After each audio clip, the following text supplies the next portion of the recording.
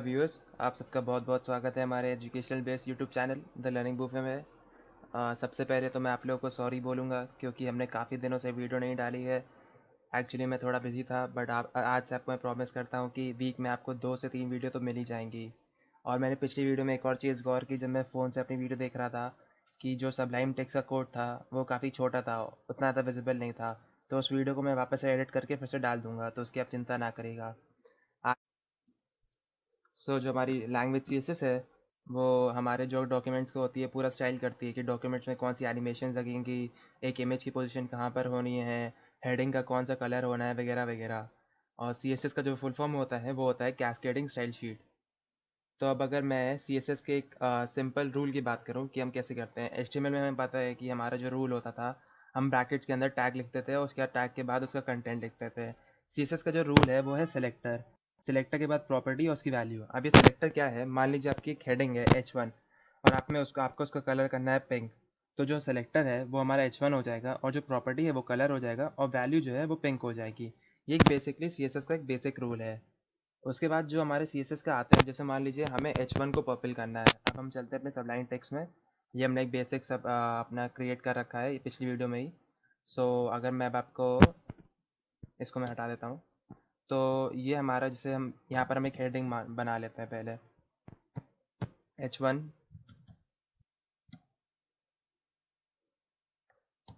और यहाँ पर मैं कंप्यूटर दे देता हूँ।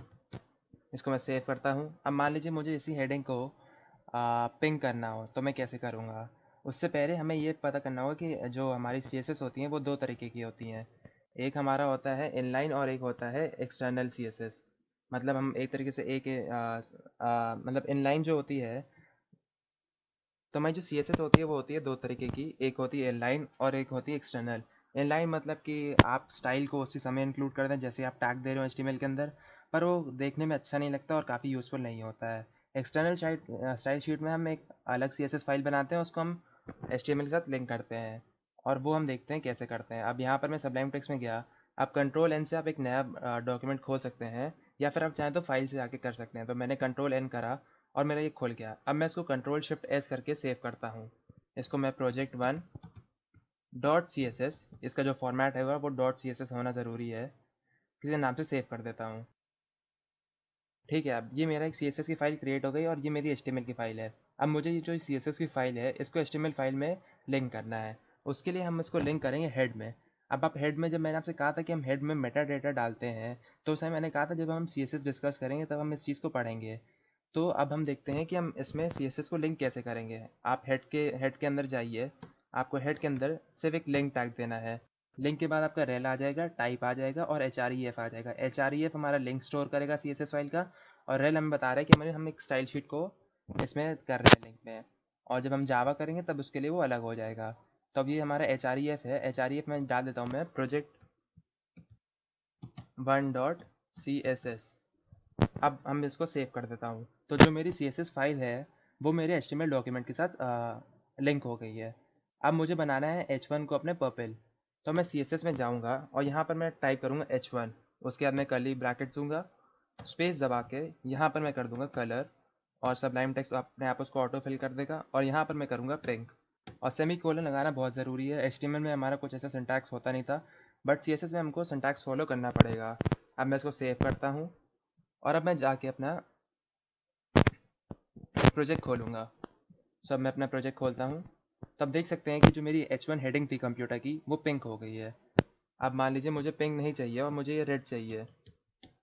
तो मैं यहाँ पर रेड करूँगा, इसको सेव कर दूँगा, वापस से अपनी फाइल पे जाऊँगा, तो आप देख सकते हैं कि इसका कलर रेड हो गया है।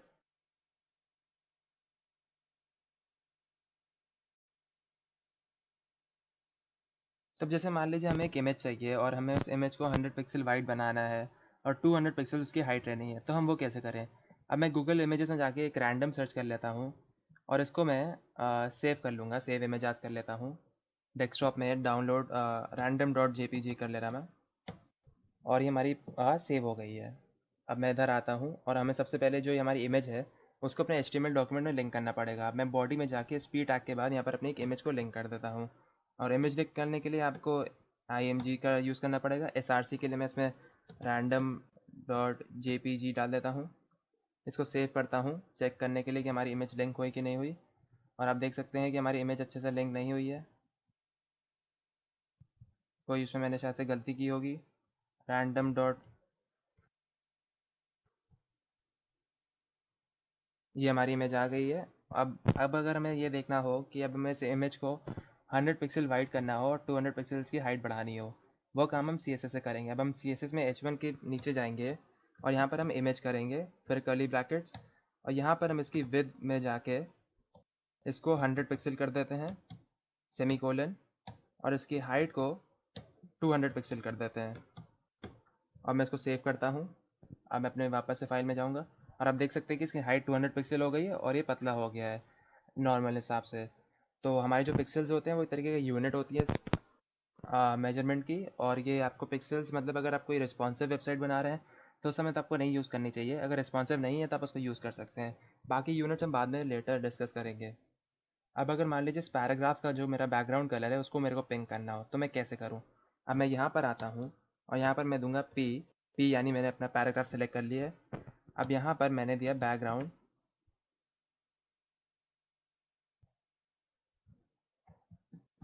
कलर। अब मैं बैकग्राउंड कलर्स का मान लीजिए मुझे बनाना हो येलो। अब मैंने इसको यहाँ से इसको मैंने करा सेव। अब मैं वापस से जाऊँगा अपनी फाइल में।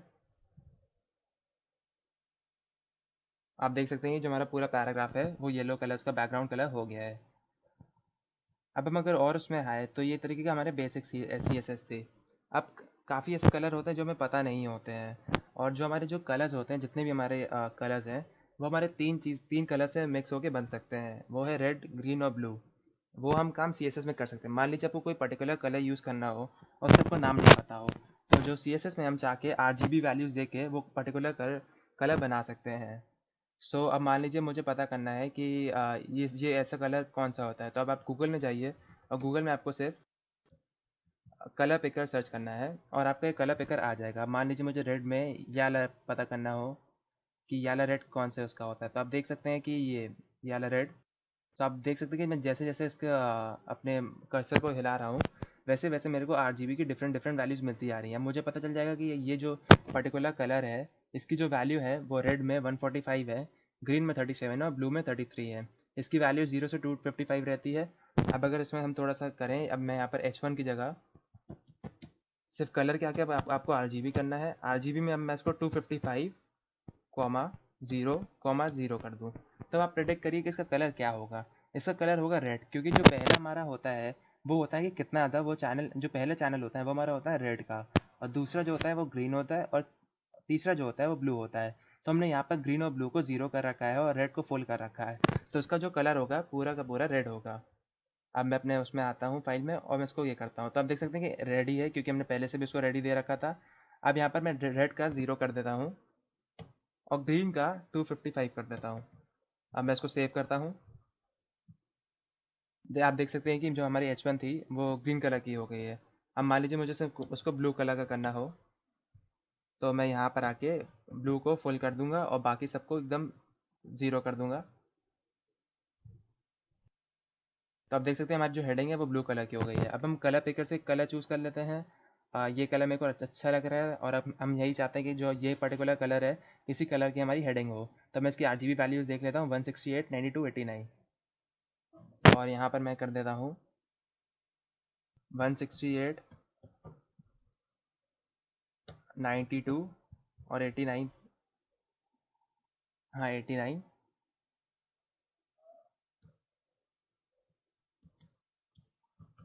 इसको मैं सेव करता हूँ। अब मैं अपने उसमें वेब पेज में जाऊँगा, तो आप देख सकते हैं जो हमने कलर पिकर से यहाँ पर कलर सेलेक्ट किया था ये वाला, वही पर्टिकुलर कलर का हमारी हेडिंग का भी हो गया है। तो हम ऐसे ऐसे यूज़ करके हम RGB कलर्स का यूज़ करके और कलर पिकर से हम तरह तरह के कलर्स अपनी वेबसाइट में यूज़ कर सकते हैं। अब जो कलर यूज़ करने की ये सारी CMYK, HSV, HSL हैं, ये हमको इतने ज़रूरी नहीं है, बट हेक्स कोड भी हमको देखना पड़ेगा कि हेक्स कोड क्या होता है। अब हेक्स कोड भी RGB जैसा ही होता है। अब जैसे हेक्स कोड है, हेक्स कोड की जो स्टार्टिंग होती है हेक्स कोड में हम इंक्लूड करते हैं हेक्स कोड, जैसे मैं आपका इधर गया और यहाँ पर हेक्स कोड में हम इंक्लूड करते हैं 0, 1, 2, 3, 4, 5, 6, 7, 8, 9, और फिर हम करते हैं इसमें A, B, और आपका ये CD और E और F, ये हमारे टोटल 16 कैरेक्टर्स जो होते हैं हम हेक्स में यूज़ करते हैं, हेक्साडेसिमल में। तो अब मैं अगर इसका RGB का यहाँ पर कलर देखूँ तो मैं RGB हटा के इसकी जो स्टार्टिंग होती है वो हैशटैग से यूज़ होती है, तो हैशटैग में अगर कर देता हूँ और FF0000 कर देता हूँ, तो जो हमारी जिसमें जो पहली दोनों कैरेक्टर्स होते हैं वो रेड के चैनल्स होते हैं, और जो बाकी दो होते हैं, दूसरे दो होते हैं वो हमारे ग्रीन के होते हैं, और जो आखिरी दो होते हैं वो हमारे ब्लू के होते हैं। तो यानी रेड, ग्रीन और ब्लू, पहले दो रेड के, फिर बाकी वाले ग्रीन के, उसके दो बाद वाले ब्लू के। तो अगर अब इसका कलर मैं प्रेडिक्ट करूँ तो इसका कलर हमारा रेड जाएगा। अब मैं अपनी हेडिंग में जाता हूँ और आप देख सकते हैं हमारी हेडिंग का कलर हो गया रेड। अब वही अगर मैं इसको पूरा FFF कर दूँ जो कि हमारा बाइट हो जाएगा, क्योंकि अगर हम जितने भी हमारे RGB वैल्यूज़ हैं या हेक्साडेसिमल वाले हैं अगर हम उसमें सबको फुल कर देते हैं तो हमारा जो कलर बनता है वो बनता है वाइट का। अब आप देख सकते हैं एकदम विजिबल ही नहीं, क्योंकि वाइट उसके साथ बैकग्राउंड के साथ ब्लेंड हो गया है। तो ऐसे ही हम अपने HTML में कलर्स का यूज़ करते हैं। अब जो हमारा नेक्स्ट टॉपिक है वो है हेक्स, हमारा RGB हेक्स हो गया। अब CSS की काफ़ी टेक्स्ट प्रॉपर्टी होती हैं कि टेक्स्ट को अलाइन कैसे कराना है, font weight, text decoration, line height और लेटर स्पेसिंग। अब हम इन सारी प्रॉपर्टीज़ को देखते हैं। अब अगर मान लीजिए मुझको अपनी जो हेडिंग है वो एकदम सेंटर पे चाहिए, तो वैसे तो डिफ़ॉल्ट हमारी लेफ्ट पे होती है, बट अगर मैं इसमें टेक्स्ट एलएस को मैं चाहूँ कि ये मेरी जो है वो एकदम सेंटर पे हो, तो मैं इसको टेक्स्ट अलाइन करता हूँ और टेक्स्ट अलाइन में मैं सेंटर डाल देता हूँ और सेमी कोलन, सेमी कोलन ज़रूर यूज़ करिएगा। सेमी कोलन बिना यूज़ करे आपको आपका रिजल्ट दिखेगा नहीं। तो आप देख सकते हैं कि जो मेरी हेडिंग है वो एकदम सेंटर पे आ गई है। अब टेक्स्ट अलाइन के बाद हमारा होता है फॉन्ट वेट। अब फॉन्ट वेट एक तरीके से मान लीजिए आप किसी टेक्स्ट को बोल्ड करना चाहते हैं या उसको लाइट करना चाहते हैं, उन सारी चीज़ों के लिए यूज़ होता है।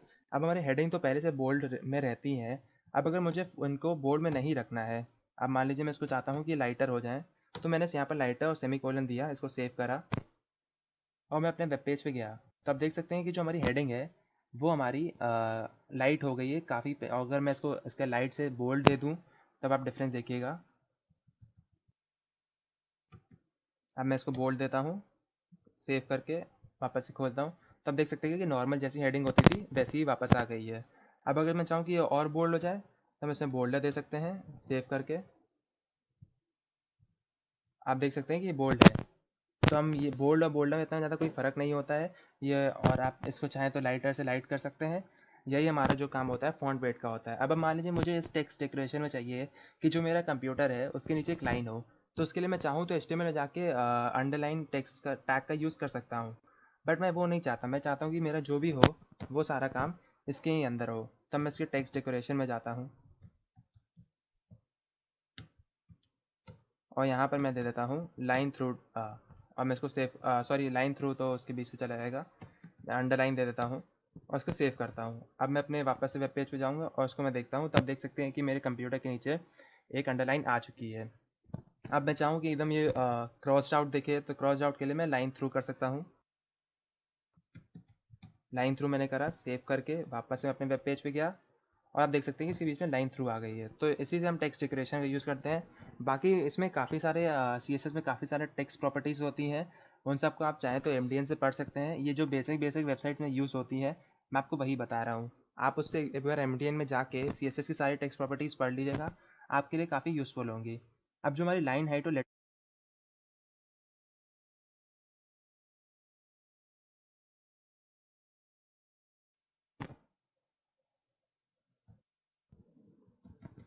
तो मान लीजिए कि मेरे को जो कंप्यूटर वर्ड है मेरा, उसमें मैं चाहता हूँ कि COMPUTER में हल्का सा गैप हो, तो उसके लिए मैं लेटर स्पेसिंग का यूज़ कर सकता हूँ। और लेटर स्पेसिंग के लिए हमको पिक्सल्स का यूज़ करना पड़ेगा। लेटर स्पेसिंग पिक्सल्स हमारी यूनिट होती हैं।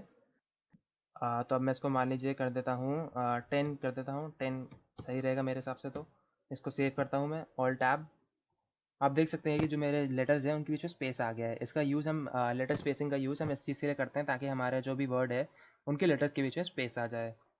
तो अभी ये हमारा पूरा बेसिक CSS था। अभी हम 2-3 वीडियो में CSS और पढ़ेंगे, हम ID सेलेक्टर्स वगैरह और पढ़ेंगे। तो अभी जितना हमने करा है फॉर्म लिस्ट, जितना भी हमने करा है पिछली वीडियोस में, उन सब का आप रिवीजन करके नॉर्मल सी बेसिक वेबसाइट्स बना ही सकते हैं। आप अपनी वेबसाइट में ट्राई करिए, आप अलग अलग पैराग्राफ दीजिए, आप और कोशिश करिए। अभी तो आपकी ये सबमिट अमिट बटन का कोई यूज़ नहीं है क्योंकि इससे हमें बैकएंड से लिंक नहीं करा है, बट हम जैसे जैसे आगे बढ़ते जाएंगे आप इन सब का यूज़ देखते जाएंगे। जैसे आज हमने यूज़ देखा हेड में मेटा डेटा का, जो कि मैंने आपको पहले बताया था कि मैं आपको आगे की वीडियो में बताऊंगा। जो मैंने आपको आज बताया। वैसे ही हम आगे चलते-चलते इन सब के बारे में पढ़ेंगे। तो मेरा आप सबसे यही रहेगा कि आप सारी वीडियोज़ को देख के उनको प्रैक्टिस करें और मैं जैसे-जैसे चलता जा रहा हूँ, मेरे साथ-साथ चलिए और अपना भी एमडीएन से पढ़ते चलिए, तो आप एक अच्छे वेब डेवलपर बन पाएँगे। तो आज की वीडियो के लिए मैं सिर्फ इतना ही रखता हूँ और हम आगे की वीडियो में हम पूरा ध्यान रखेंगे। मेरा पूरा प्रॉमिस रहेगा कि वीक में 2 वीडियो या 3 वीडियो तो आ ही जाए। और हमसे जुड़े रहने के लिए हमें आप सब्सक्राइब कर सकते हैं, बेल आइकन दबा दीजिए ताकि हम जो भी वीडियो डालें उसकी नोटिफिकेशन आप तक पहुँच जाए। लाइक कर दीजिए वीडियो अगर आपको पसंद आई हो, और अगर आपको ये नॉलेज किसी और को शेयर करनी हो तो आप शेयर कर सकते हैं। तब तक के लिए मैं मिलता हूँ आप सबसे। टेक केयर, बाय बाय, जय हिंद।